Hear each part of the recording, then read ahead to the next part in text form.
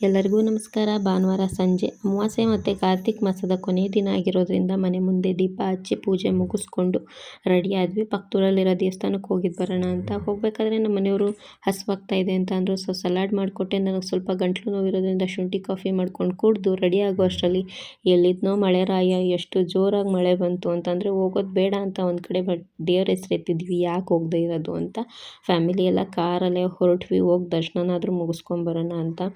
ನಿಜವಾಗ್ಲೂ ದೇವಸ್ಥಾನದ ಅಲಂಕಾರ ನೋಡೋದಕ್ಕೆ ಎರಡು ಕಣ್ಣು ಸಾಲ್ತಾ ಇರಲಿಲ್ಲ. ತುಂಬ ಅಂದರೆ ತುಂಬ ಚೆನ್ನಾಗಿ ಅಲಂಕಾರ ಮಾಡಿದರು. ನಾನು ಮದುವೆ ಆದಮೇಲಿಂದ ಇದೇ ಫಸ್ಟು ಇಷ್ಟೊಂದು ಅಲಂಕಾರ ಆಗಿರೋ ದೇವಸ್ಥಾನ. ಅಂದರೆ ದೇವಸ್ಥಾನ ನೋಡಿದ್ದೀನಿ, ಬಟ್ ಇಷ್ಟೊಂದು ಅಲಂಕಾರ ಮಾಡಿರೋದು ಇವತ್ತೇ ನೋಡಿದ್ದು. ಲಕ್ಷ ದೀಪೋತ್ಸವ ಅನ್ನೋ ಥರ 1000 ಎಷ್ಟು ದೀಪ ಹಚ್ಚಿದ್ರು ನಂಗೆ ಕರೆಕ್ಟಾಗಿ ಗೊತ್ತಿಲ್ಲ.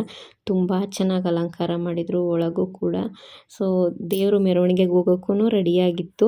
ಸೊ ಎಲ್ಲನೂ ನೋಡಿದ್ವಿ. ಸದ್ಯ ಮಳೆ, ಬಟ್ ಸ್ವಲ್ಪ ಜಾಗ ಸಿಕ್ತು ದೇವಸ್ಥಾನದೊಳಗೆ ಹೋಗೋಕ್ಕೆ. ಎಲ್ಲನೂ ನೋಡಿಕೊಂಡು ತರಕಾರಿಲಿ ತುಂಬ ಕ್ರಿಯೇಟಿವ್ ಆಗಿ ಕ್ರಿಯೇಟ್ ಮಾಡಿದರು ದೇವರ ಗರ್ಭಗುಡಿ ಮುಂದೆ. ತುಂಬ ಚೆನ್ನಾಗಿ ಕಾಣಿಸ್ತಾ ಇತ್ತು ದೇವರು ಕೂಡ. ಪ್ರಸಾದನೂ ಸಿಕ್ತು, ಬಟ್ ಮಳೆ ಮಾತ್ರ ನಿಲ್ಲಿಲ್ಲ. ಹಾಗಾಗಿ ವಾಪಸ್ ಮನೆಗೆ ಬಂದ್ವಿ. ಮತ್ತೆ ಸಿಗೋಣ.